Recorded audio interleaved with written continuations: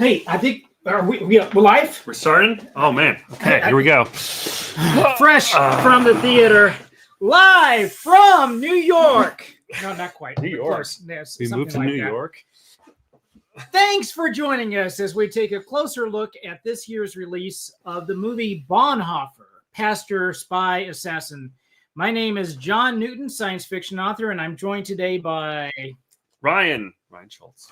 From Apple Creek. No, you just say the name. What you do is you would say what you do and you're a science fiction author, right? Oh, yes. Okay. And then we're also joined by Seth. Seth, you want to introduce yourself?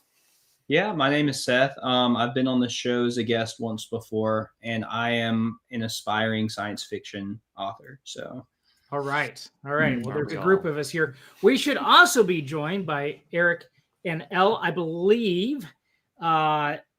They should already be here. I see someone at the bottom of the screen here. Oh! Have they been there the whole time? We've been here the whole time. I know. I was like, they're waving at you. John just doesn't pay attention. Not the whole time, because I was checking before we got started. You guys weren't there. Okay, good. All right. One big happy family, one big party here. We're all ready and set to go. So before we get started, though, I wanted to say that, hey, if you enjoyed this story, this movie, or you think that you might like the movie like this, you might be interested in some short stories that I have available out wherever good books are sold. And also the novel that's coming out in January, The Healing Stone, which is an historical novel. It is science fiction, historically based. And so if you like this kind of stuff, you might like that. Check it out. We're going to have more about this novel coming up here in the future. So, all right, it's disappeared. It's no longer there. So we've introduced ourselves. Eric, would you like to introduce yourself and your invisible friend who is sitting right next to you? Oh, there she is. Sure, I'll introduce myself and then turn it on over to her. I'm Eric. I do Christian apologetics, polemics, and evangelism, mostly focused on reaching out to Muslims, and that's really where we got our start.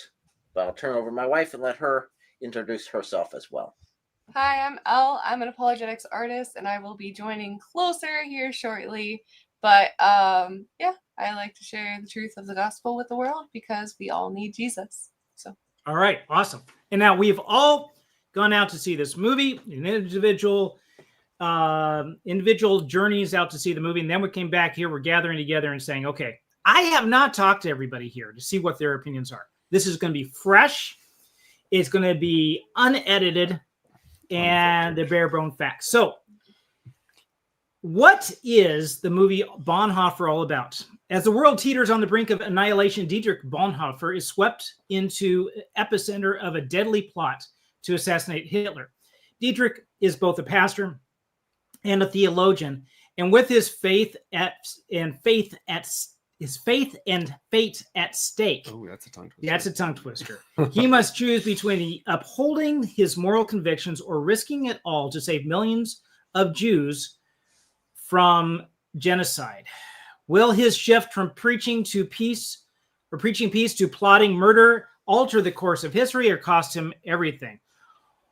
Well, on this side of history, we can see what really happened. And it's kind of a bit of a spoiler if you do know the history to see what happens at the end of the show. But let's get everybody's take here. What did everybody think about this? And we'll start, Seth. Oh, you know what? We'll start with you. Okay. What was your take on this, on the movie from just a scale from 1 to 10? How would you rate it? Mm-hmm. Okay. So I would say this might be cheating, but I would say as a Christian movie, okay, I would give this an 8 out of 10. Okay. As a standard movie, like cinema movie, I would give it a 7 out of 10. Can I do that? Yeah. That's fine. You can split it. And we're going to talk about why here in a minute. And it's going to be spoiler free. Seth, you want to give us your take, a scale from 1 to 10?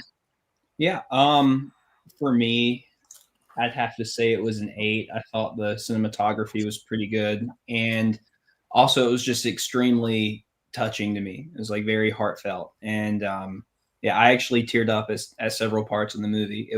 I felt like they did a very good job depicting like the struggle of a Christian in that chaos. So I thought they did very well. What's the number? What's your number, Seth? 8 out of 10. Okay. Eric, what would you give it? Scale from You a scale telling from him one. what to give No, it? I'm gonna tell him what to You're give. telling me what to give him now. See how this dictator works? See how this is? He's kind of big-headed. No, I'd give it a 6 out of 10. Okay. 6 out of I 10. think And you're there's going to tell us some- why in a bit here. Yep. And Elle, I know she does not like giving numbers. Are you going to pass or are you going to give us a number? Well, the funny thing is, I said like a 6 out of 10, and he made fun of me for it. So it's interesting now to hear what his number is, since he failed to reveal that to me while he was making fun of my 6. But yes, 6 out of 10. Details. Interesting. And you guys Shooting are for married, you. right? Last I checked, yes. Currently married? Wow. Even after that. Okay. just want to make sure. All right. So we're just going to broadside this. Everybody can just chime in to say why you gave it the rating you did, what worked, what didn't, spoiler free, and then just touch the surface, and then we're going to do the trailer and then go into spoiler filled Did you give your number? I did not. Thank you for asking. That's what I paid Yeah, for. keep your eyes on him, man. Yeah, that's what I'm here for. I would give it a 7. 7. I was really pulling for more, and I'll give it a 7. I guess I can start the round of discussion with this then too, is to say I was really hoping for more in regards to the movie. When we get to the spoiler section, I can say why I was holding back, and it had to do with the actual life of Dietrich Bonhoeffer, which we did a review for last week. If you didn't get a chance to see it, you might want to check that out. Who is Dietrich? They pronounce it Dietrich Bonhoeffer. Wow. And we did some background. And knowing some of this, knowing what he wrote, especially with what he wrote, there was some disappointment there. I was pulling. I wanted to see more of that. And some of the movies seemed to focus on something else. When we get to the spoiled section, I'll tell you what that is. So was it the accuracy was part of the issue? Like how they depicted, or do you not want to get into that question? It was a bit of accuracy, and it had to Okay. do with theology. So a bit of both. Okay. So I would say for myself, you've heard like the sum is greater than the parts. yes. I would say the parts was greater than the sum. I think that would be like so The parts were the parts were greater than the sum instead of Okay. the I sum were agree. greater than the parts. You agree? Excellent. Yeah, Okay. I completely agree. That's how I Yeah. felt. okay. The disembodied voice is spoken. Yeah, she appeared. Oh, there she is. Awesome. And I'll explain that a little bit. I think I can without going into spoilers. Okay. So I thought there were some fantastic scenes in this movie, and they really nailed so many different like emotions and the set pieces and the acting, the editing, like in a like scene, like if we're just going to isolate that scene, fantastic. A lot of memorable scenes, they just didn't add up to a movie that really hit home that well, I would say. So I think if maybe it could have been saved a little bit in the editing process. Maybe the arc could have been different in terms of his journey as well, but Okay. still a number of really good scenes. Okay. Anybody else want to chime in? I mean, we could go in the order that we gave the numbers, or I Yeah. could jump on in. But Seth, do Yeah, you want to I give your opinion? Yeah, so without giving away any spoilers, I did think there were some parts lacking in just there were some parts that were kind of hard to follow. I feel like there were some scenes where I was like, wait, who is this person? Like I felt like they didn't do a perfect job of introducing everything, but that wasn't really a problem, honestly. But the thing that like really pushed me to give it such a high rating was just how much it made me, and maybe this is like more of a personal thing than an objective like thing about the movie, but personally, I left the theater just really thinking about like what persecution is. And I feel like here in America, like we don't really personally know what that is, not like these people did. And just to kind of see the, things go from stable to so chaotic, and to see, Bonhoeffer's courage through that, and kind of like their description on what courage is, and really their emphasis on not sitting back and doing nothing. you know, like I felt like that was really well done, because I think we live in a society where we're really driven to conform and to go with what the mainstream media and the mainstream consensus says and agree with that. Otherwise, you're ostracized. You're not part of the tribe. And so I feel like a lot of Christians stay silent, you know, when we should be speaking up. And just like looking at that for me and like what they were facing, and they were still, you know, actually telling the truth. For me, it was really touching. And so that I felt like that was my biggest praise for the movie. And then as far as critiques, I don't know. I mean, I didn't really see too much that I could really, you know, critique on that. I felt like it was generally well done. You know, I'm going to jump back in there real quick before we move on. I gave some critique with it, but I didn't say what was positive about it. I think this is a really, really, really good conversation starter to people, especially if you're going to have a non-believer. Even as believers, we're challenged, right, to be able to lay down our lives for this. This guy was a martyr, so we're challenged in that regard. I don't think it's a spoiler to say that. So that part was really good, and to see who he was, and to have interest. That interest is going to generate to see what he wrote. And then people get involved in listening or reading his what he did write about the cost of discipleship, about cheap grace, about other things. I think would be really good. Mm-hmm. So from that regard, it was fantastic. Okay. Yeah, really strong message, and I feel like the message in the movie can overpower a lot of the kind of the gripes you might have with storytelling or kind of cinematography or whatever the case may be. Yeah, really neat message to see in a theater for That's sure. A good point. Eric and Elle, our Sixers. Yeah. Okay, let's start off. I really like how they put everything together. It really painted the picture fantastic. Definitely the beginning.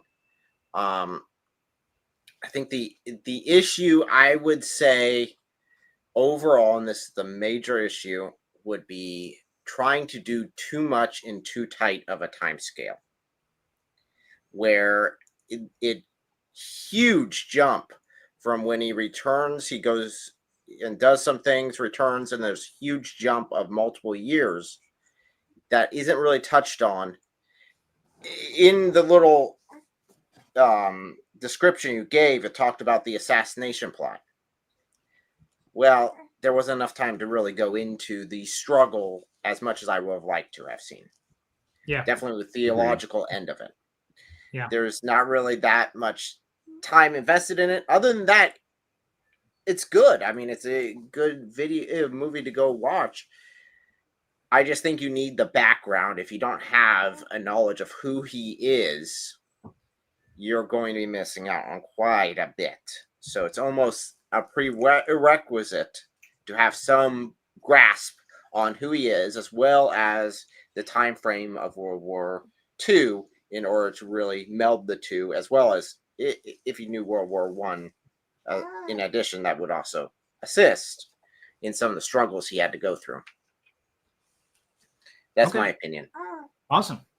So on that note, I learned a great moral story from this movie, which I very much appreciate.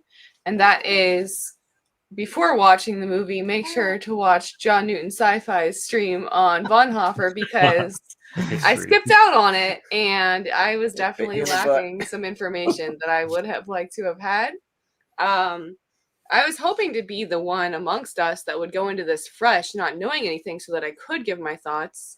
And I guess that's successful.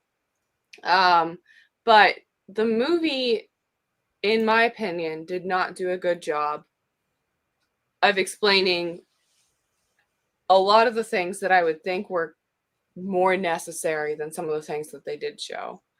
They did a wonderful job with the cinematography. They did a wonderful job with making you have empathy for the characters.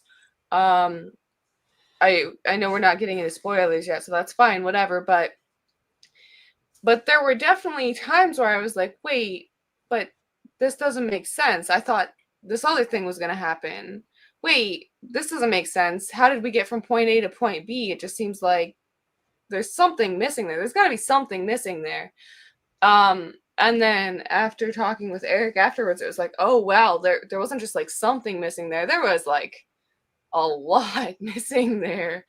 So I think it's likely that if you do know his story before going into it, that you're able to kind of fill in the gaps and still enjoy the movie for what it's worth. But as far as the most positive, I do think that there are good messages about standing up for Christ.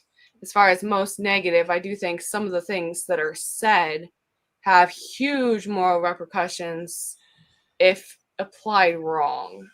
And so I do look forward to talking about those specific points. Yeah, I'm curious what you guys I think we're all thinking anxious to about get that to that part. Let's go ahead and move over to that. And before I do, I want to give a plug, not for myself, but for another author who wrote the book, Bonhoeffer, Pastor, Martyr, Spy. And this was somewhat, as far as I know, this is somewhat of what the movie was based on. At least it shares the same name.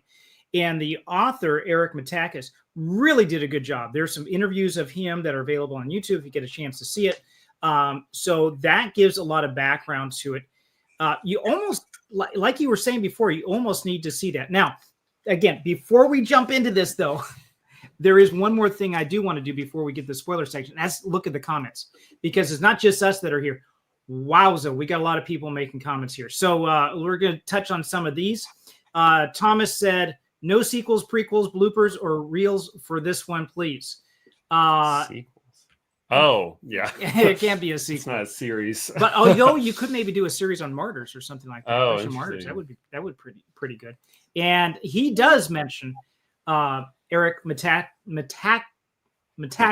Thank you. Endorsed the film. He said that for a 2-hour film, it hit the overall themes well, even though he's big on details in his book. And his book, I think, is like 500 pages or something. He approved like this. Interesting. It's his big tome. Yeah, there were some other people that didn't.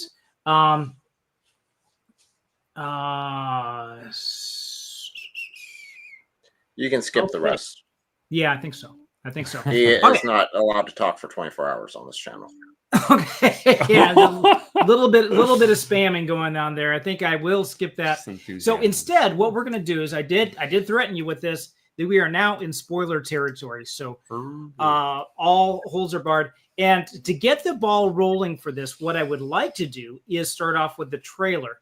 So this would keep things fresh in our minds. And also for the viewers watching this, it would give them a chance to see this. So we're going to just play through the trailer and then break out into our spoiler territory to get all the juicy details behind it. Something's coming. Something unstoppable. Look around you, my friend. How much light do you see?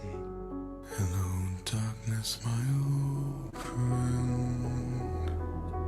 I've come to talk with you again. Because a vision softly creeping left its seeds when I was sleeping. Hate comes in every color. And the vision that was planted in my brain still remains within the sun. We have devised a plot to assassinate the Führer. You will go to England as our spy. Churchill sees Germany as a whole.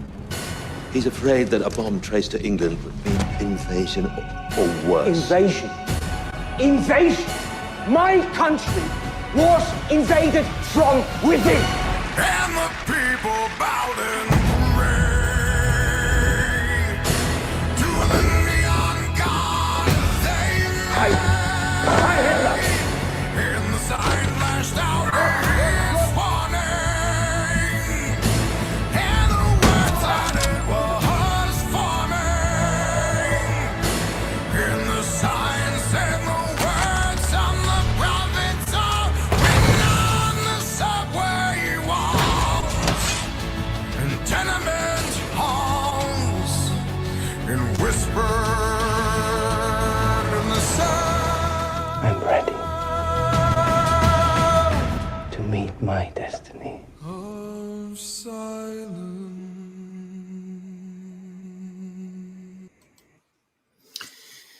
So, any comments first? We did get in the movie comments about the trailer that preceded the movie. What do you guys think? Epic trailer. Unfortunately, they have the 3 parts there, right? Pastor, assassin, spy, assassin. Yeah.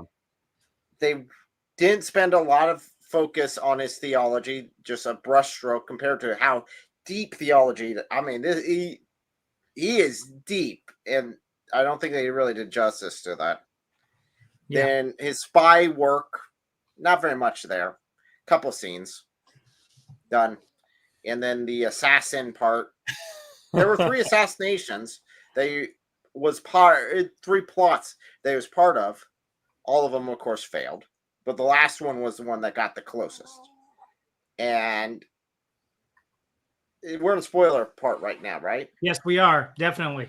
Let's put that back They up. kind of just like showed one failed plot, and that was it. It was hardly a part of it either.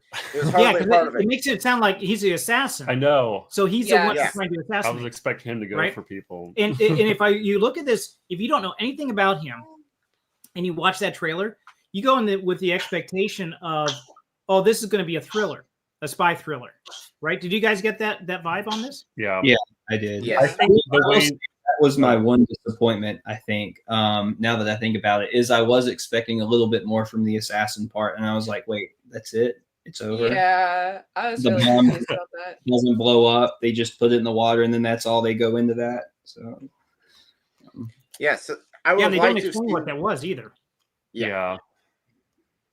I feel like the way the trailer was edited was what I was hoping for the movie to be. Like, I think some movies are like that more so than others. Like the way the marketing material is like, oh, that sounds great, but it just doesn't reflect. And I'm curious how that happens. Sometimes I bet they hired out to a company, third party that just didn't understand the movie, maybe, and they said, "Oh, this is really going to sell." Well, it sells well, but you set yourself up for disappointment because people think it's a different genre. Yeah, I think so. And so I really wish the movie had been closer to how the trailer perceived itself. You guys had some comments? Yeah, again, I think this just comes from trying to do too much in too tight of a time scale. And just doing a light touch on each, like a little bit on the assassination, a little bit on the spy, a little bit on his theology, but yet not getting to the depth that we were hoping for.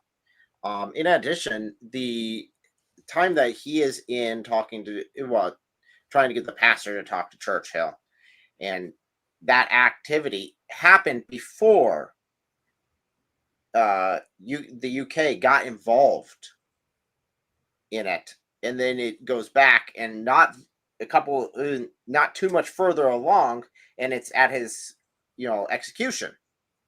Well, that was a huge jump in time between point A and point B. That's the end of the war. Yeah. So I think what part of the problem is we're trying to pack a whole lot of material into at the most 2 hours. I didn't see what the time of the movie was. Yeah. 90 minutes to 120. That's not a whole lot of time. Yeah, I do think they could have done it. I think if they would have trimmed out some of the storylines and re-edited the movie, I think it could have hit those points home a lot more than what they did. I think the material was there.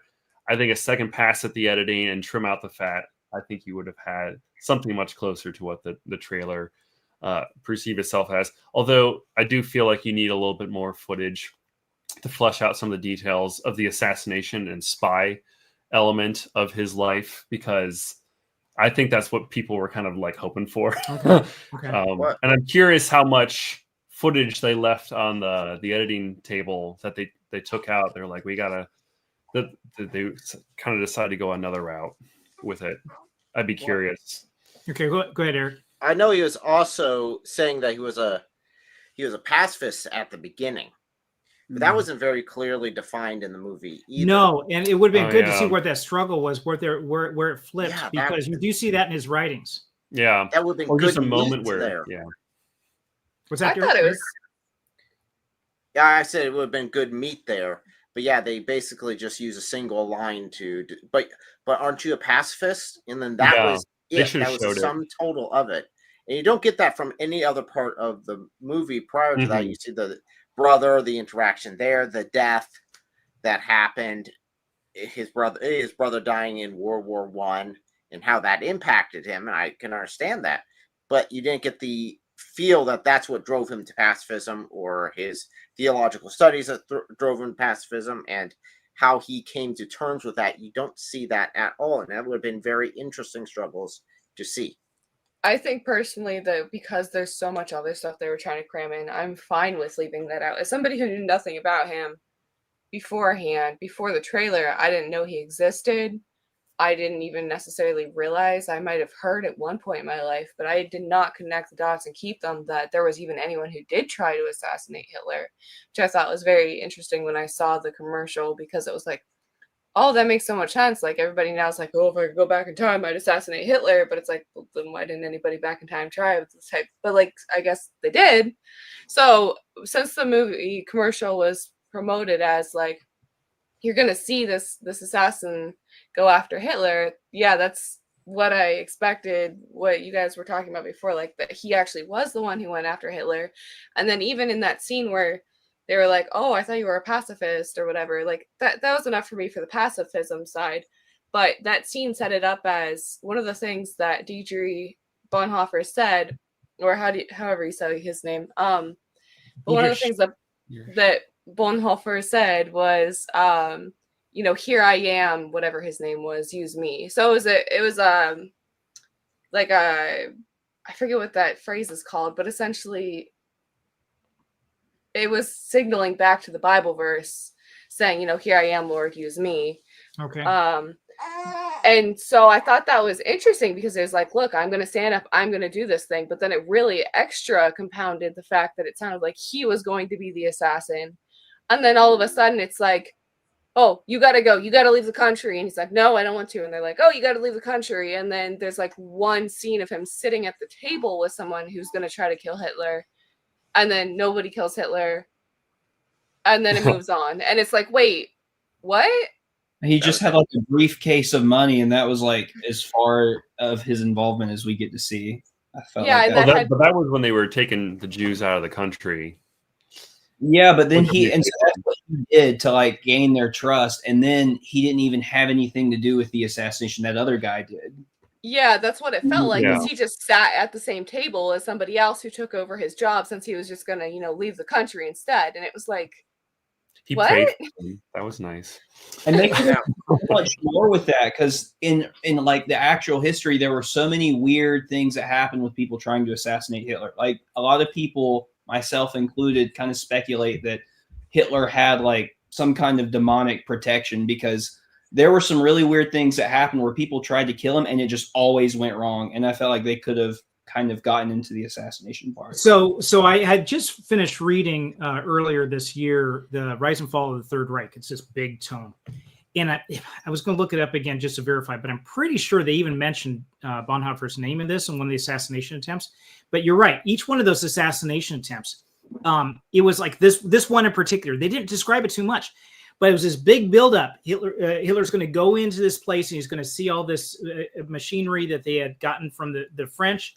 And he's going to be able to gloat over it and everything. And he just says, no, that's good, and walks off. So that opportunity was missed.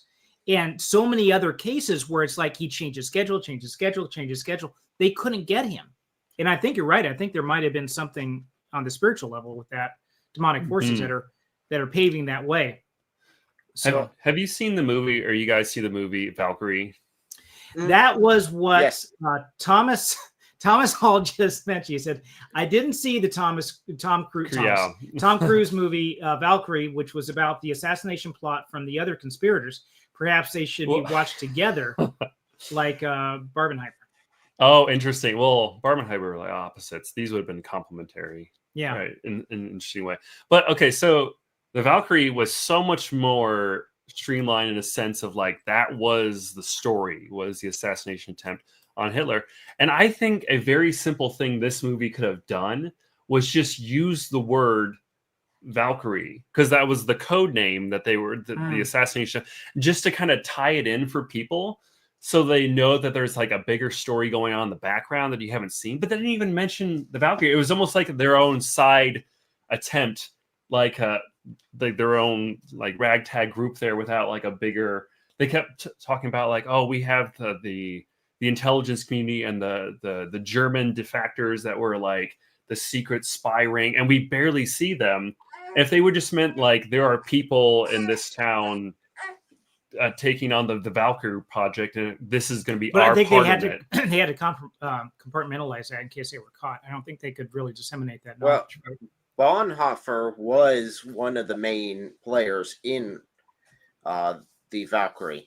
Yeah. Oh, okay. Yeah, no, yeah, that was He historically he was was part of it, and they didn't mention it. Okay. Yeah, because Yeah, I when think they there were went, some opportunities. sorry, But when but they there were. went, Go ahead. I'm sorry. when they went and started doing the investigation, his name was the one that was on top because he was one of the lead guys in it, and that's what led, because he was actually in prison for another issue when they found out that he was part of the assassination attempt, because he was actually in prison when the bomb went off. And then they went and found out and came back to him and no, this guy's actually a lot more than what we expected. Yeah, interesting. But like in the Valkyrie attempt, that was like he was in a bunker and like there was a briefcase. But like in this movie, it was like a backpack or something, like a vest, strap. And, yeah, strap. Was that a historical event, or did they kind of like that? Yeah, was no, that was. It was separate from the one that was in the bunker. Yeah, and it had to do. I had to go back and take a look at what the different attempts were, but I'm pretty sure that was accurate. Okay, I wonder if that happened before or after the bunker, because like in the movie, it was after. No, it was long before. That was the first. Okay, that was the first. They did 3 attempts. The last one was Valkyrie. Was the closest one in the bunker. Yeah. Okay, Was that I was going to say people protected him from the blast and like killed everybody else? Is that yeah, the angle of which they moved it, supposedly, something like that. But that was so much more interesting, the movie The Valkyrie, and when it came to that, it was so intense. I don't know if you guys have seen it, but I highly I saw it. Yeah. I was going to say, I think the main point of this movie wasn't so much, the trailer makes it look like it, but the movie wasn't so much about the assassination attempt. Sure. It was more the change that, thank you very much, the change that went on with him over time. That you see him come to New York and the change that happens to him then. He's a little bit naive in some of his expectations and stuff. And he comes back to Britain and says, well, this kind of stuff's never going to happen here. And all of a sudden, not Britain, but to Germany. Oh. And he says, never going to happen here. And it does. And it didn't show it. There's many, many, many things they didn't show in the movie. One thing that for time. So they did cut out a lot of things. One thing they cut out was he had gone to England previously, right when this started getting really rough in Germany. He went to England because he was tired of he didn't like what was happening in the church. So they gave him 2 pastorates in England, 2 German churches that he was a pastor of. You don't see that. You also don't see his engagement with, I think her name was Maria. She was like 18 years his junior. I mean, there's quite an age gap there. But it was while he was in prison, and it's like, okay, this isn't really going to develop into anything. But I mean, he could have escaped. He could have done some other things possibly that would have reunited him with her, and he chose not to. So there was that aspect of there. Are a lot of other things they can develop. Yeah, and I'm surprised they didn't add the engagement, because movies really love romance. Like that's a very common one. And I think they even could have replaced the romance element with another plot point, and I think it would have hit a little bit more home to show the sacrifice a little stronger, knowing that there's a loved person that you're engaged to back at home. The fact that you still went through that, I think it would have hit a little bit harder there too. So I completely agree. And what's interesting is I was literally thinking about that, like when at the end when he's about to be martyred, I was like, so I guess this guy never got married at any point, because the movie never goes into that at all. Yeah. And I personally didn't know that much about Bonhoeffer before seeing the movie and everything. So that's what I was thinking. I was like, maybe that's one reason he didn't try to escape. Because if it were me, I mean, unless I felt like God specifically wanted me to go forward with that, if I had a chance to get out, I would get out. I mean, especially if I have family members. Family. Yeah. That makes sense. Yeah, they did show a pretty tight relationship with he and his birth family, and that was true too. Now his brothers, you don't see them get involved, but you see his brother-in-law is the one that got him involved in the espionage aspect of it. So we've hit a lot of negative things. I don't want to give people the impression that this is such a bomb that you don't want to see.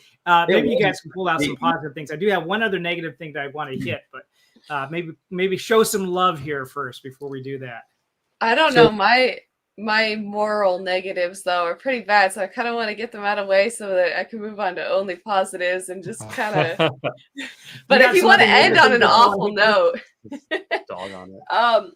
So the moral component, just so that it's out of the way and we're not ending on a horrible note, because I do think it's a good movie, but just some red flags. So there is this common thing, and I know I've talked with John before for a completely different reason on this, long before this movie, but there is this common thread, like, I don't want religion, I want relationship with Christ. And that's fine, potentially. But just been hijacked. For as much theology as he supposedly, got into in his life, the only theology that we really saw from Bonhoeffer in the movie was stand up for Christ, do not worship a man, don't idolize a man, and reject religion. All you need is Christ. And then one other thing that I think is even worse. But as far as the thing with Christ, of course, we don't want to throw out anything that Christ said to do. A lot of people, though, when they think of religion, they think of the things that Christ said to do. Mm-hmm. So I think it's a very sensitive topic that if you aren't willing to get into more, you shouldn't just say religion's evil, reject religion, blah, blah, blah, because that sounds like reject what Christ instituted, or at least it can. So I think there's a danger in there in applying that wrong, but they did a good job in the movie of showing that he clearly didn't mean reject the church because he was a pastor. Because the movement now with the whole reject religion, that sort of aspect would be to reject any form of the church at all, or the Bible, throw the Bible out the window. Yeah, we've seen that a lot recently. That to just say we don't need religion implies no churches, no organized groups, no Bible. Yeah, just the bare minimum. Can I add to that? Oh, I'm sorry. So I have like a kind of a love-hate relationship with that saying, because in one sense I think there's a profound truth there, but in the other sense I feel like it's been hijacked in the past decade or so. And when people say that, a lot of times it has this very watered down meaning of like, well, any truth is okay. Like your truth and my truth are the same. And, it's like, it's not about religion. It's about relationship. And so that annoys me because now anytime I hear that, that's what I think of. And I think it's a common misconception. But I think there really is like an element of truth there to where like the Pharisaical sense of religion, of this sort of dogmatized, man-made bridge to God, is definitely not, what the gospel is all about. That it is, God is seeking an actual relationship with us, and that is not something that we can construct and that we can make and earn. And a lot of people, it's like this sort of, you see this in every man-made religion. It is always about earning your way to heaven, always. And so I really think there does need to be an emphasis on the relationship aspect. But like you guys were saying, the danger is when people strip away the theology from that, and the church from that, and the Bible from that, and God's actual truth and veritas from that, to say that, well, nothing matters as long as you love God, then anything goes. And I feel like that is way too far in the other direction. So do you think people could walk? Do you think people could walk away from this movie saying that's what this movie was saying? I feel like if they don't have a lot of discernment, they might, but I feel like for me, it didn't impact me. Like I understood the point they were trying to make. I feel like. Okay. The phrase that he gives in this, and I put this on my phone because I couldn't couldn't record it in the theater, so I just wrote it down. It said, and it was a note to say, did he actually say, and this is a quote that they had in the movie, "We need Christ without religion." That's what really That's concerned a me. red flag. Like, Yeah. do you think that was like lost in translation? Did he allude to something like that? Well, I was listening today to another one of his books, and I was just trying to look it up to see which one it was, but it was basically a devotional that he had given with his group. I forget what German city this was in, but basically it was a retreat that he had. It was almost like a monastery that he had set up. And I tell you what, he's talking about scripture being so important and part of our lives. And he had this routine. He said, we should pray in the morning. We should listen to the Psalms. He was really big on the Psalms. We should read the Psalms in the morning, and we should read it in the evening, not only from church, but in devotion, family devotionals. He was big on family devotionals. He said morning routine. He was very routine about all this kind of stuff. And the way he's talking, that sounds like it's setting up specifically support for what a lot of people would look at as being a religion. So I would not say that he is like kick the baby out with the bathwater, because he's saying be a part of your local church. Scripture is so important that you cannot go without it. He sounded like he was a Bible scholar. You read some of the stuff that he said, and I'm going to put some of his books up here. He had well, not that one. That was the Cost of Discipleship is a really good one. That's where he comes through and talks about knowing this guy is a martyr. He's talking about the cost of discipleship. He talks about cheap grace versus, there you go. Everybody's pointing to the book. Cheap grace versus a costly grace. He says, we look at grace as being cheap. As Protestants, we say, okay, all you need is Christ, throw it out. And it's faith. Sorry, all you do need is Christ, but to throw it out and say, we just have faith alone. That's it. There's no works involved. He says, yeah, that's fine. But to Peter, the first thing he said to Peter was follow me. The last thing he said to Peter was follow me. And it's all in there. It's by faith, but you've got to follow it through with the life of discipleship, which is like works, but it's costly. It costs you everything. And it costs you your very life. So that does not sound to me like somebody who's, whatever your truth is type of thing. And we don't need religion. In a way, he's, get rid of the stale stuff, but keep the meaty, good stuff. And that's what you need. Yeah, I think the real thing is we just got to define the word religion. I think that's a loaded word right now. Yeah. And it means different things to different people. And I think the movie used the word religion like the Pharisees.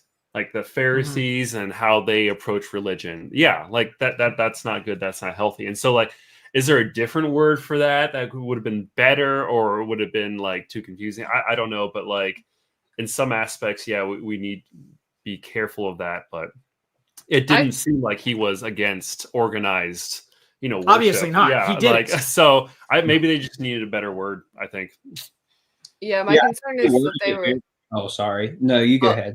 I was just gonna say that they were trying to push that message in a place that it didn't belong, or that they were clumsy about that message in a way that misconstrues it. Go ahead, though, Seth. Oh yeah, I was kind of gonna say the same thing actually. I felt like the movie itself. I will say I remember that line really rubbing me the wrong way, but then I understood what they were trying to say. But I feel like it was worded very poorly in a way that doesn't communicate well what it's trying for maybe like unbelievers or people who don't have a lot of maturity in the faith, who go and they see the movie. But I think the point that they were really trying to get at, like when you look at the context, is that he was living in a society where the church, the institution of the church in Germany, had been taken over by this satanic dogma. And you had this sort of, not the invisible universal church of Christ, the body of Christ, but this man-made institution of the church in Germany saying, well, this is what is truth. This is what is this, whatever. And so I felt like what they were trying to get at is Bonhoeffer was really rejecting this man-made religious institution, this creation, and say, we don't need that. We need Christ. And like you guys were saying, he certainly wasn't trying to throw out the baby with the bathwater. I think he wasn't against organized religion at all. Just maybe the movie could have done like a better job of like explaining that. Yeah. So say L? Do what? No, I was going to say, what were you going to say, L? You were going to say something? Oh, so if we're all good on that point, the final line that just really bothered me more than anything else in the movie Preach it. was love your neighbor as yourself. No. So he said something to the effect of, this is as close as I can probably remember. Sometimes in order to beat the father of lies, we need to lie better than him. And that was like, nope, hard nope. Like, even if you want to show that this guy was deceptive, even if you want to show that this guy did lie, for a better moral cause, whatever, like, that line is not appropriate or in place. And like, ooh, the moral repercussions of this are not good. Like, what are you even trying to convey with that? Why? Why is that here? Good catch.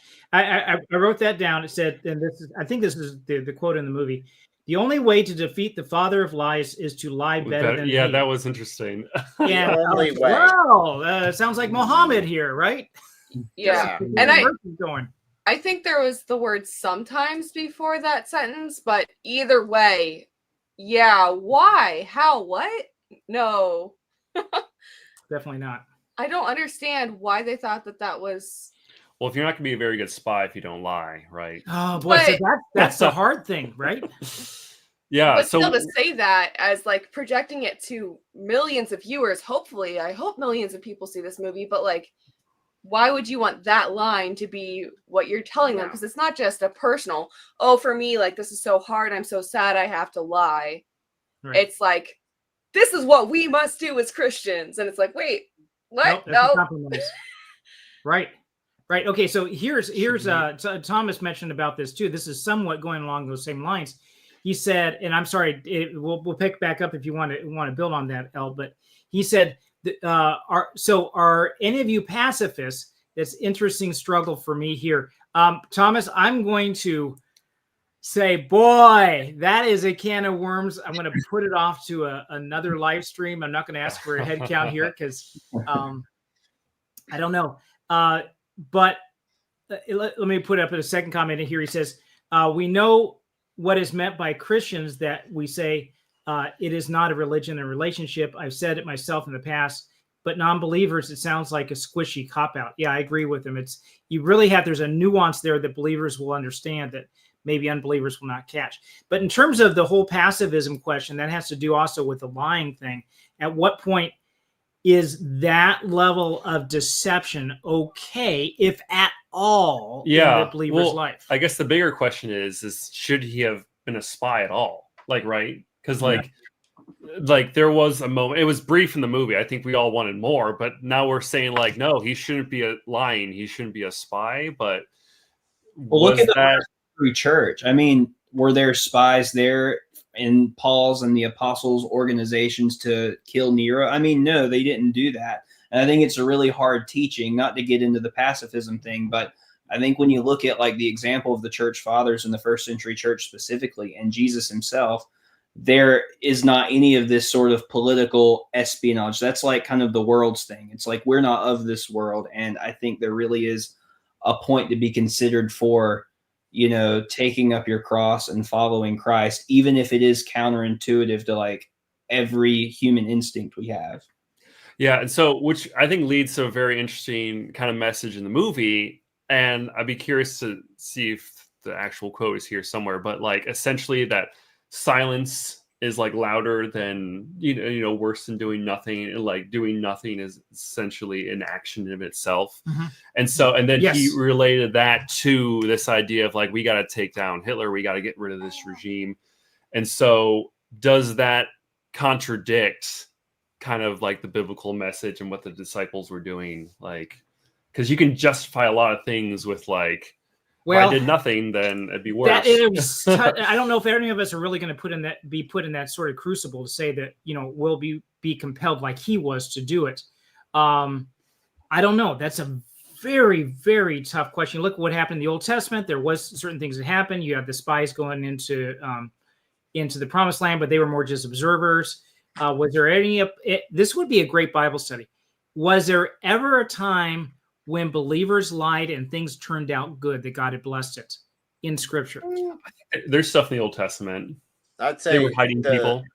The spies in Rahab. Jericho. Rahab. Rahab would be another example. Yeah. The spies in Jericho going in. I mean, it Abraham lying about his wife, saying it was just That my did sister. not- that that didn't go did so not well. go well at all. Especially Yeah, if you were that was a like, bad where all idea. the humor's coming from. But not only that, not only did it not go well, it didn't go well either time. Why did it Yeah. happen again? I don't know. Yes. But as far as spies, I do think that we have a good biblical case for spies. As far as assassins, I even think that we might have a good biblical case for assassins. But I do not think that we have a good biblical case for lying better than Satan. And I can only think of the only time where a lie actually went okay being Rahab. And she wasn't actually like a Christian, certainly, because it was pre-Christ's incarnation in the form of baby Jesus, at least. And she wasn't even strictly a follower. Yeah. Of She was like Yahweh still in at her all. pagan state, so maybe she'd get away with it. I mean, she was literally a prostitute. Like, so if we're gonna judge the Bible based on what a prostitute once did, like, yeah, God used it for good, but So I think there's a very big distinction between what Rahab did and what Dietrich is portrayed as doing in the movie, and I guess did in actual real life too. But so it's like in the point of the movie where he's like, we have to deceive better than the father of lies does. He's specifically talking about going into the Nazi regime as one of the Nazis, as saying like Heil Hitler, and kind of saying, I am assimilating into this ideology. Like, this is what I believe. I support this, you know, I'm on board. I'm on side. And there's a big difference between that and Rahab, you know, telling these people, hey, yeah, no, the people you're looking for, they're not here to protect God's people. And I think it's a very, it's a very iffy discussion. I think you can get into like sketchy territory quickly. So like, I have to be careful, but I don't know that there is necessarily, an argument to be said that deception of any kind, of all kinds, is always at all times wrong, if that makes sense. Like, I don't think Rahab did anything wrong. And I think there's a big difference between that kind of deception and then a moral compromise of joining the other side falsely to sort of accomplish God's motives. Like, it almost seems like you're trying to rebel against God in some way to then serve God. Like, I don't know. To me, that was the thing that didn't. I see another live stream coming. We talk about this, you know, the morality of lying. How is that for a clickbait title? 7 reasons why Christians should lie. But no, not at all. No, not at all. Maybe in board games. Maybe in board games. No, When you're playing Mafia. not even that. So yeah, so this is a much bigger, broader discussion. But pulling it back to the movie. So that was one of the things, Elle, that you were saying was a problem within the movie, because it's showing this guy compromising in order to get it done. And here's one thing to consider is, just like with Abraham, well, things didn't turn out too well. The assassination didn't go well either, right? Yeah, I was actually really wondering about that. Like, so was this actually God's plan for this guy's life? Now, did he honor God and glorify God? I think so. It seems like he did in some ways. However, the goal that he set out to accomplish, he did not accomplish. And I don't know, was there a different way that he should have gone about it? Was there something different that he should have done? Is there a way that maybe he did misstep? And like, this wasn't something that God seemed to have blessed or seemed to make come through fruition through this plan. Not that if he had, that it still would have been what was morally right or anything like that. But that is an interesting thing to point out, is like, look, it failed. It failed in one way, but it didn't fail in another, because Christians can point at this and say, listen, we were involved. We were trying to make things right back then. And his deception worked in terms of smuggling out some Jews. And that's what Thomas Hall said here. I wouldn't have given away Anne Frank. Exactly. Oh, Anne. So How do you handle this? This is tough. You know, I think, and that would have been a more interesting part of the movie if they really delve into the moral question on that. But they did just jump around so much. And that would have been a really neat place to land, is the morality of their choices. And some dissenting voices, some encouraging voices, and just let that be kind of the struggle. I think the time jumping stuff, they could have cut down on that and just really zero in on kind of like these missions. Is it okay? Is this biblical? I think you're right. And as far as the time jumping stuff goes, there was, for someone who hasn't seen the movie, there was a lot of flashbacks, and they tried to parallel themes with, you know, the loss of his brother in World War I to another loss later, and show where things were built up, why he feels the way he does. But unless you know him, so I'm going to ask this as a question for people who didn't really know his life before they went in to watch this movie. Was that disconcerting for you, trying to pull these pieces together and you're having a hard time? It was for me. Like it was hard for me to follow some of the things. Like I remember at several points I was like, wait, who is this? Like specifically when it was jumping back and forth between him and the prison, and then him in, you know, the past, and then even further in the past, this guy came into the prison that he was talking to. And, you know, they had the whole bit about like, oh, there's not much light in the world, you know, what hope is there? And I was like really unsure of who that guy even was. It sounded like he was some kind of scientist or person that was in the Nazi regime that Bonhoeffer knew. But honestly, personally, and maybe I just missed something, but I didn't know who that was. And he said he does introduce himself. What was he? Hitler's top scientist. He was Hitler's top scientist. And he was the scientist. Very well. Like I was kind of confused with that personally. Yeah. But. Personally, I thought they introduced him okay, because like Bonhoeffer did say, like, do I know you? So I felt like, oh, okay, good. I don't need to know who this is. Oh, okay, he's Hitler's big guy. And I figured, well, like, they're just trying to touch on it. They're not trying to like actually focus on it, which is like whatever. But as far as what you're saying, like, who is this person? Like, when he got home from America and he was sitting playing at the piano, I was like, who are these people on the couch? And then they like started more introducing his sister, and it's like, wait, but we had time with him as a kid, and like we didn't really get to know her. And who is this guy sitting next? Is that his brother? Wait, that's his brother-in-law? Like, wait, what? Brother. So yeah, there was some confusion there, especially because there was a family of kids that he was a part of when he was little, and yes, they weren't all still there when he was an adult, but then I don't know, that they wasn't the best. And then when there was right before they're talking about how they're going to try to assassinate Hitler, the first time he goes in and he wakes up, I'm assuming now his brother-in-law.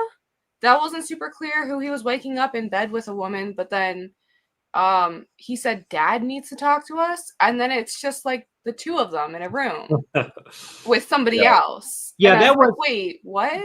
That was his brother-in-law. I think Dad? Watching the movie, you would be a little less lost if you had known, but that because I was able to weasel that out of the movie because I wasn't lost with a bunch of other things, so I was able to ground that a little bit better and say, okay, this is a brother-in-law. So the other brothers weren't involved. And one thing about his past, his history, is he comes from I wouldn't say an aristocratic family, but a well-known family. His father was the premier psychologist of Germany during the first half of the 19th century or the 20th century. And his brothers were all highly educated, leaders in their field. But he was really the only one who took theology seriously, and he was following his mom. His rest of his family wasn't really believers except for his mom. Now, I'm not sure about his sister because he watched the movie and thinking about that.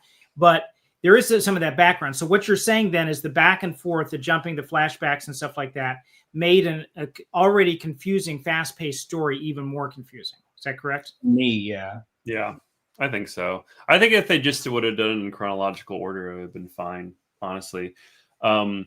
I kept waiting for the moment he was going to get arrested and go to prison, because we saw him in prison, and you're like, oh, is this the moment? But oh no, they're just taking him away to some secret monastery. Oh, is this the moment? Oh no, it was just he's just sneaking around the church or something like that. I'm surprised how much leniency the Nazis gave him. I thought like after his sermon he was going to get arrested, but the regime must have not have been that like powerful yet, or like not as entrenched in society. It seems like there was a fair amount of leniency before they really kind of cracked down on people, which I'm curious how accurate that is. No, there were a number of sermons that like really seemed like they were pushing the limits, where I was like, dude, I didn't think we could like talk about this. They took out all the crosses and broke the statues, and we're still talking pretty openly about this. That's a good question. Interesting. The sermons were great, though. I did like the sermons. So I got a comment here from the Christian Sodium channel. He says, I haven't seen it yet, but after reading some of his stuff, it sounds like a Christian Thomas Sowell talking about false piety of social justice and Christians using excuse for peace to do nothing. And also heavy emphasis on thinking of future generations, even if tomorrow seems hopeless. Yeah, so I would say he's more akin to a C.S. Lewis in some of his writings, but on a practical side and like a how-to type of deal, and the like I can't overstress enough the cost of discipleship, how much it's not cheap. You've got to do this. That aspect of it really comes forward, and that's what I was hoping to see in the movie. And sorry to put another downer on this. There's so many other good things that are positive about this. There are some things. It's sad. Listening to us, it doesn't sound like it, but at least it starts these conversations, if nothing else, right? And gets people listening to some things he wrote. He was the compromises that were made in the movie that you were talking about, El, come out clearly, and it can send people down the wrong direction. When he goes to New York and to Harlem, and they spent a lot of time on the music, you could walk away thinking that, hey, here's this white boy in the hood, not really the hood, but in Harlem. It was, much nicer back then. In Harlem, influenced by the brothers, and he comes back and says, wow, I haven't heard this music before. I'm going to play it for all you guys. That wasn't the point. The point of what happened there is first he saw the social injustice that was going on there, the division of people. But the music that he heard was the passion that people had. Yeah, I agree. I'll let you finish your point, but I have okay. So the passion they had, and he did play this. It did talk about this. He did play this stuff for his guys back, is basically I wouldn't say commune, but the monastery that he had back in Germany. And the point was that this is of the heart. It's not just dry music, but at the same time, he also emphasized a lot of German music that was done there too. So it's not like this is, hey, this white boy's got some rhythm, and he comes and gives the rhythm back to the people back home. That's not the point. Yeah. Well, along with music, I actually thought this was a really neat theme that could have been emphasized a little bit more, but it was almost subtle, which was fine. I like subtle themes. But have you heard the book Blue Like Jazz? No. It's an older Christian book. It was really popular there for a long time. But the general premise of Blue Like Jazz is that this person's on the street and he hears someone playing jazz, and he's just kind of like, what is this? What is going on? And then like later on, he learns jazz and he plays it himself, and he then gets to feel himself playing jazz and the emotions that's put into it. And then he compares that to Christianity. Oh, you see Christianity, you're like, what? Like you follow these rules and it's like, what's going on? But then you actually experience Christianity, you walk through the faith, and it's a whole nother ball game. It's kind of like playing jazz for the first time. Okay. It may not be understood. And I think this movie does have that. Like he went in there kind of with his like very formal piano, and then like that church that he was in was so much more practical. It was so much more, like of the heart, and like actually put into actions. And the music he learned was symbolic to like almost the theology or the faith into action that he was kind of like. So it was a neat kind of. But that was not what had happened with him. Yeah. Okay, so you guys have some other comments about that?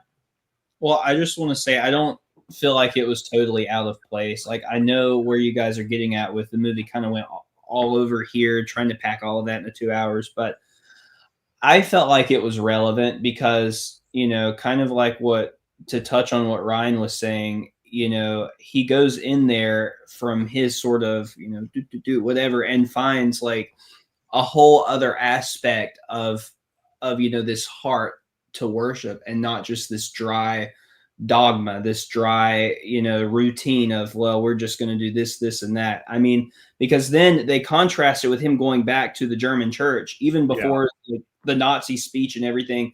It's like, it just looks so dry. It's like if you moved it all, you would like crack and break. I mean, it was huge contrast. And so I felt like it was very relevant, actually, that he's trying to bring some of that genuine worship and almost like start a revival, like in Germany, you know, in his culture. So I felt like when he played it for his parents there, and they were like, "What is this?" Like, that was a great little moment to kind of like emphasize that. Yeah, that was good.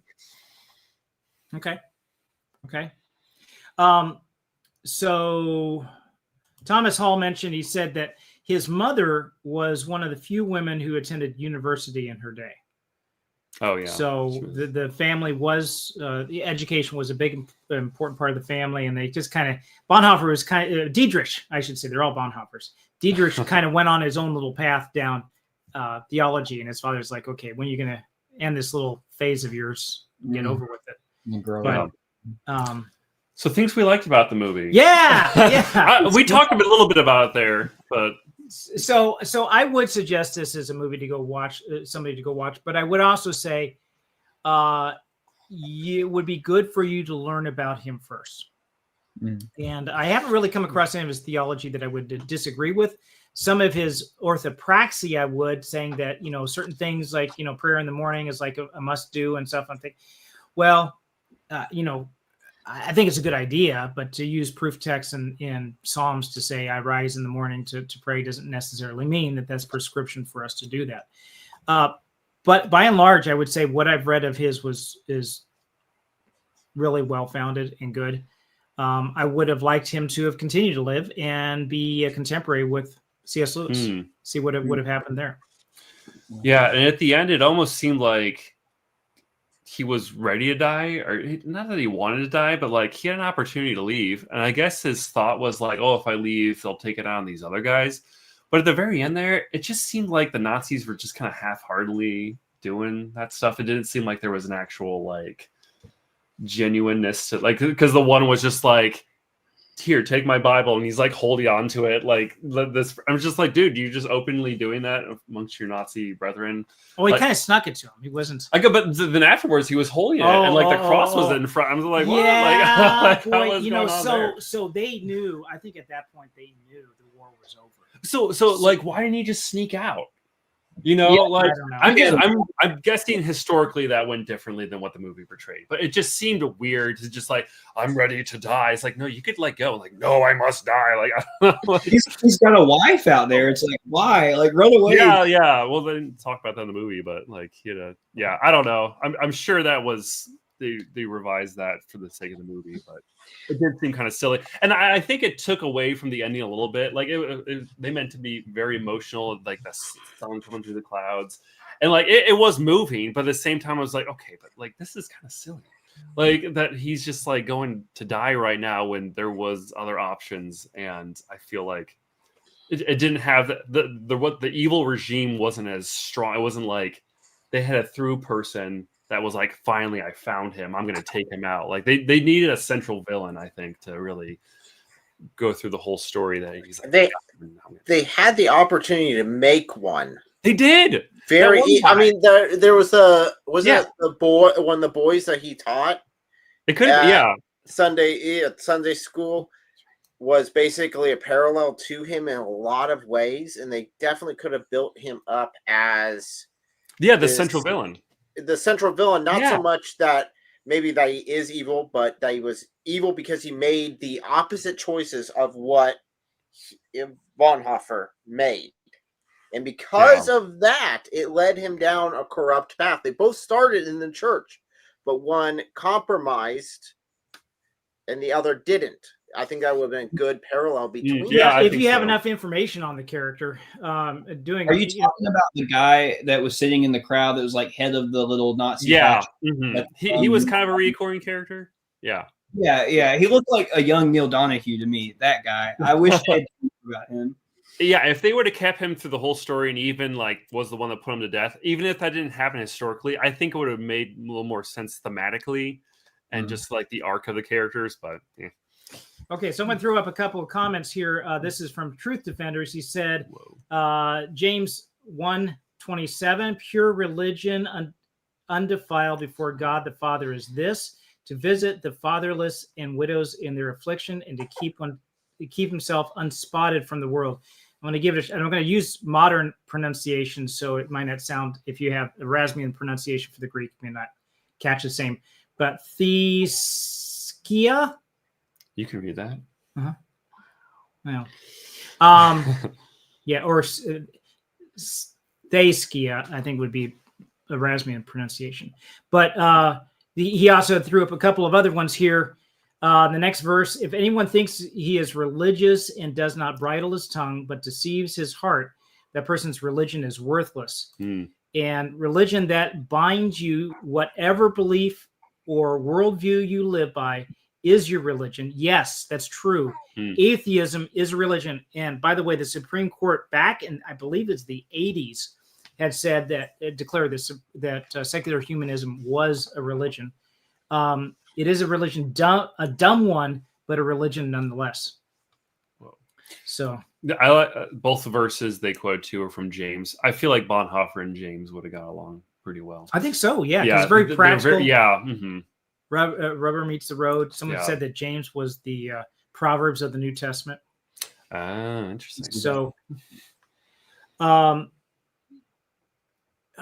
so wrapping this up, I think that we would say, would you guys still suggest this movie for someone? And if you do, who would that person be and why? Actually, to like sort of answer that question, I do want to like end on a positive note because I feel like most of the live stream was jumping on the movie. And there were fair criticisms, but the thing that I sort of hinted at the beginning here that like really stood out to me was just the whole concept of not compromising the truth, which is ironic a little bit considering the whole bit with, deceiving better than the father of lies. But other than that, like if you look away from that, I feel like the whole premise of the movie was staying true to what God has called you to do and to be, even in the face of persecution. And I feel like it's so easy for a lot of Christians to go into that theater, look at that, sort of tearfully look at Dietrich, being martyred and think I would do that. But it's like, would you? Like, you're afraid to tell the cashier at the store that Jesus loves her, and it's like, so if you're afraid to do that or to say something when one of your friends or coworkers is, blaspheming God or, coming against the values of the Bible, if you don't even want to interfere with that and you don't want to disrupt the status quo, would you really die for God? And I think it's a really valid question. And I left the theater really grappling with that, like, just this sort of cowardice that I feel like is in a lot of people today, myself included, of just being afraid of persecution. And I don't think we here in America like really think about that a lot. I mean, I think it's easy to say, but like, do we really think about it? And to me, the movie, I feel like hammered that point well. Like, even if it was a little bit silly that he didn't escape at the end, I feel like it was still beneficial to kind of see that happen and see that this world is not all there is. And like how it ended with him looking at the clouds and saying like, the pure in heart will see God. I felt like that was very beautiful and poetic because it really is true that this life is temporary. It's not all there is. And when we pass from this and when the enemy who can take our body and our life and then, nothing else, it's like our soul goes to be with God and we're with him forever. And that's so much more. And so I just felt like maybe I just looked into it deeper than most people did. But for me, that just really like hit close to home. And I felt like it was really impactful. So to sum it up, yes, I would recommend it to people, but with the caveat of, hey, maybe have some discernement about this or that. But I would still recommend it. I felt like it was in some ways beautiful. Preach it, brother. That was great. Yeah, I think as far as the reason I gave it like a higher review on the Christian movie, I do think that like this is a good direction for Christian movies to go into. I mean, the set pieces, the props, the historical nature of it, like this was a proper like Hollywood movie. Just how it was filmed, everything was there to the nines. Like it did a good job in that regard. Technically, yeah, technically, yeah. And so, I think that's a good example. And you know, in Hollywood, they'll have technically great movies as well, but then fall short on some of the storytelling or some of the scripts. And so, like it just because it's good on one side doesn't mean it's in the other. But still, it's just really good seeing movies like this. Christian movies get on the technical end. They have proper actors, you know, all that type of stuff. And so that was great. And so it gave an extra weight and seriousness to the message. They're taking it seriously when you watch this in a theater. It's like, okay, this is the real deal. So I think that was really great, and I do think that this will be a really good conversation starter for people. To kind of talk about. So you would recommend it? Yeah, yeah. Okay. Eric Riel. I'd say overall in all, I'd say I'd recommend it mostly because this is Angel Studios, and I'd really like to see them do well, just because I'd like to see a big Christian player on the field. That being said, I would recommend this to someone who is familiar with the history around it. It's good, I'd say, supplementary to add on, but as far as a standalone, I don't think it has what it needs just to be a standalone without any other information about Bonhoeffer. I think it was close, but it missed the mark when it tried to do too much. It definitely should have slimmed down and tried to hit it from one angle instead of 3 different angles.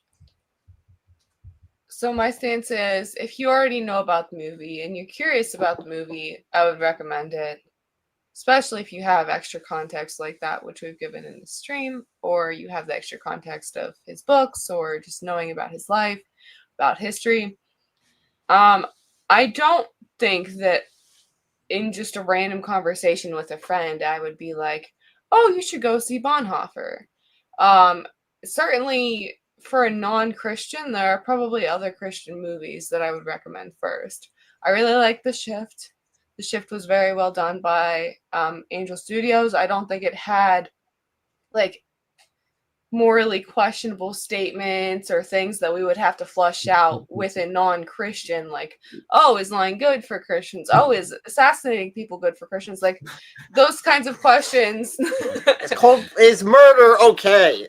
Like, not that those are bad discussions, but I think they're probably better in-house discussions. Or at least like not necessarily like the lying thing, whatever, but I think that there are other movies that point better to Christ and to the true Christian message. There's some things in here that could be concerning for non-Christian. Some very, very good things, though, since I've been very critical. I learned a lot about Hitler that I didn't know. I went into this movie without context and actually came out of it with more context in a lot of ways still. Even though I'm like, oh, I would have liked to know that he tried to assassinate Hitler 3 times. Like, that seems like a big part of his life for this movie called Assassin. I learned so much about Hitler and what Hitler did that I had no clue on. I don't remember ever learning in school. I went to public school, but I don't ever remember learning in school that Hitler released his own Bible. I don't remember ever learning in school that Hitler destroyed crosses, that Hitler destroyed different things within churches. How about the 13 or the 12 commandments that were there? Yeah, I don't remember learning any of that. And that's huge. As much as I've emphasized, like, oh, poo-poo on this thing in the movie, poo-poo, whatever, and that, like, that's actually a huge deal. How are people not, like, still talking about that? Because people talk about Hitler a lot. And how, you know, Christians are Nazis and this group is Nazis. And if you're on the right, you're a Nazi. If you're a Republican, you're a Nazi. But like, okay, as far as like people who have been religiously attacked and discriminated against, yes, we know the Jews were by Hitler. But for Hitler to put out his own Bible, like that's a big deal. And this is something that I I knew nothing about. I'm really glad that they did have the real, like, it wasn't just a theatrical reproduction of it, but they had a real video clip from these like commandments that were given out by Hitler. And it was like, wait, what? That's real? Like that? How like, what? How is that not taught in schools? But it's like, oh yeah, Hitler killed some Jews. Like, not that killing Jews is not something that should be talked about. It definitely should, but especially now with like everybody saying, oh yeah, Hitler was a Christian. Like, no, what? yeah, Wait, that's a good point. He was not. Nope. And they didn't touch on that in the movie as far as some of the things that we normally touch on to show that Hitler wasn't a Christian. But I do think it's very clear based on the movie, like, he wasn't standing for Christian values. He was going against Christianity. He was destroying what real biblical truth is, or at least attempting to. I also learned about the Hitler Youth a little bit more, not terribly much, but it's still nice seeing a bit of that in there. I had no clue about a lot of those details, and I still could learn more. But for me, I'm not the kind of person that really has like a morbid fascination with Hitler. I'm not like apostate prophet or anything like that. But just a side joke for a lot of the people in the chat who will probably get it. But I wouldn't be curious on seeking out a book about this. So to be able to watch a movie and learn some of this stuff that really does seem important is very nice and a good way for me to learn it. There were some other things too. So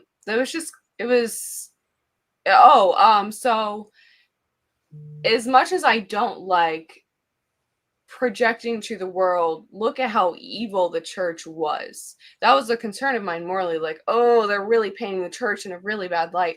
But I do think the positive of that is saying, hey, look, yeah, the church really screwed up in this situation, which is another thing I had no clue. I had no clue that churches endorsed Hitler. But, oh, wow, the church really screwed up, but look, we're going to fight to rectify this. And no, this is not everyone. No, this is not the Christian stance. It's just that some people did screw up. And they did have to say, like, look, we were horribly wrong. We're so sorry. Because the church is not infallible. The small C church is not infallible. But the big C church is. Right? They split that church because it was called the Confessing Church that he was a part of. I believe there were other splinter groups too. Besides, the Lutheran Church was the biggest there in Germany. But I'm sorry, go ahead. No, just that, like, look, yeah, the little C church is not this infallible body. And it shouldn't be seen as that, but Christ does call us to him, and that is not Christ's way to support these evils. I also really did like that they pulled in the quote, they went for these group of people, and it wasn't me, so I didn't stand up. They went for this group of people, and it wasn't me, so I didn't stand up. And, so when they come for me, who's going to be there to stand up? Then the answer is no one was. So okay, so you would not generally suggest this movie for someone unless they have a background with it and stuff like that, or maybe certain circumstances. Is that correct? This is not a specific movie that I'm going to go around promoting, saying, "Hey, you've never heard of this movie? Go watch it." But if it comes up in conversation, like, "Oh, Hitler was a Christian," or "Oh, blah blah blah," something like that, then I might recommend it. But if it's somebody who's already seen the commercials, like, "Oh, this looks good," I would probably give some details, like, it doesn't focus as much on the assassinations as you probably like, but it's a good movie to learn about historical context and who this guy was. More assassinations. So I do think it is a good movie. Could be improved. Would recommend potentially, but in general, I would highly recommend Angel Studios. And Angel Studios does have a lot of other movies that I would recommend across the board that I have promoted to people who have never heard of them before. And I think a lot of those could be more beneficial. And I Okay. look forward to others in the future that I think also could be. Yeah, we better. saw there was a one that looked like it was really good that was in there that we will probably doing. And what was it? The Homestead. Homestead. That Yeah, one. talk about being. Is that Angel? Oh, that is Angel. That yeah. was Yep. Angel Studios. They had like 2 or 3 others. They're popping them out. Oh, that's right. All the previews were like all. A lot of them almost were Angel for Studios. Angel Studios. And here's the other thing too: Angel Studios putting out stuff that's not reboot or a sequel or a prequel. This is just fresh stuff, which is what Hollywood should be doing. Now, real quick, I do want to make a mention. I know Thomas Hall asked if I will ever give a movie a 10. Stay tuned. I don't know. I'm very optimistic for, like we said, Homestead. Also, the very fact that during the preview, I noticed an individual that I recognized from YouTube. Yeah.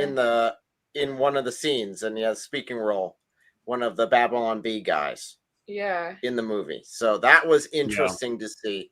So I'm really hoping. Yeah, I don't know where they're going to go with the Homestead movie. That could also send some morally questionable messages, depending on which direction they take it. But I'm very curious to see where they do take it. Well, I'm glad to see them not shying away from stuff that would be hard movies to do. And so that's good. So I will, my recommendation for this, I would say it is, I would like to be able to tell people a little bit about Bonhoeffer before they go, to give them some background before they see it. I think it's especially good for like what Seth was talking about, the cost of discipleship or the cost of following Christ. It's a question every one of us should be asking with that in that regard. This movie was leaps and bounds above and beyond another one that we did that I did by myself, a review by myself. And that was The Firing Squad. I think I gave that a 3. It was awful. This was much better than that. So if you have a choice between those 2 movies, I would say definitely Bonhoeffer. I want to hit the chat here. It seems like we've got some really a lively discussion going on in there. And I'm not going to be able to hit everything because we're getting short on time here, but I did want to pull some things up. So this was from J Cam. He says, it's the wanting to belong and to get along that drives us, and a lack of boldness that keeps us from sharing our faith sometimes. And I think this has a lot to do with what obviously Bonhoeffer was not going along to get along. There is a real drive for no compromise, which we're going to be talking about coming up here soon in another live stream. And then we have Greg Brian. Sorry, I'm mispronouncing your name. Don't mean to. Bonhoeffer, 1933. It will be over in 100 years. That was an interesting quote. Yeah, that was in the prison. It's like, well, it's over just in a few weeks. Yeah, what was the 100 years about? Was that a reference to like? He did say something else in that movie too that was based on that reference. I don't know. So then we have another recommendation here from Truth Defender, which is read Gordon H. Clark, Religion, Reason, and Revelation. I don't know who this is, but I do trust you, and that's why I'll go ahead and put it up there. And then, golly, guys, I wish I could go over all the other comments. These are all pouring in right now. Last minute as we're wrapping things up. Good talk with everybody here. Good chat.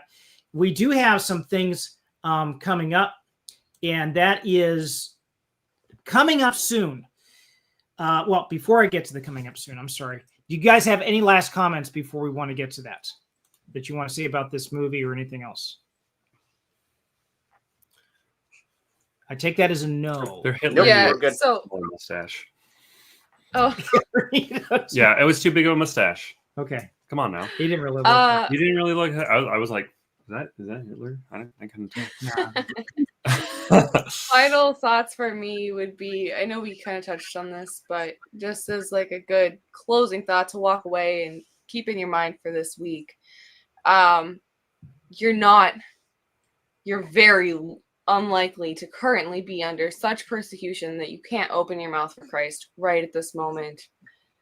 There might be somebody watching who physically cannot speak about Christ without threat of death. But even if you are, speak for Christ as he calls, in his way, in his timings, according to his will, and pray about it. Do what you can. I mean, we are not to the point where the people in Germany were during this movie, but that doesn't mean we won't get there again if we don't use our voices while we still can. God has given us plenty of opportunities. Don't squander them.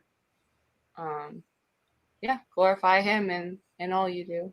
And Seth, thank you so much for bringing up the cashier thing, because that really is just like such a strike against so many of us. Like, oh man, like we won't even say like, anything about Jesus to somebody who, I mean, maybe you'll see them again, but even if you do, so what? Like, they're paid to help you. Like, yeah.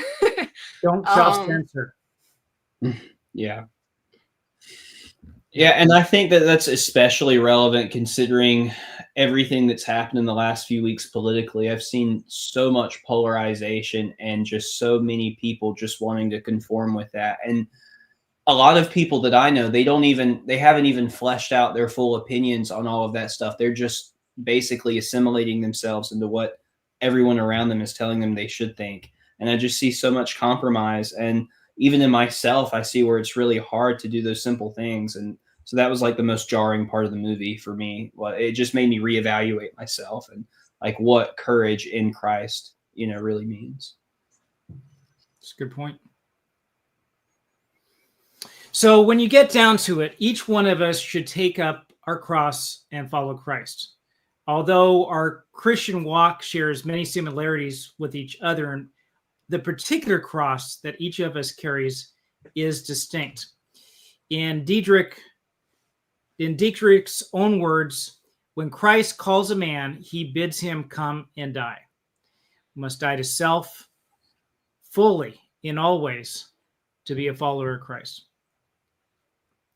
So coming up next week, we're looking at the 5 major challenges for Christians today in winning the culture war. We're going to pick apart what these are. You're not going to find out what these are until next week when you tune in, but we would appreciate that from all of you guys. Until then, we will see you and have a great week. And I don't have any coffee, but this works for now. So we'll see you there. Oh, and in case I don't see you, good afternoon, good evening, and good night.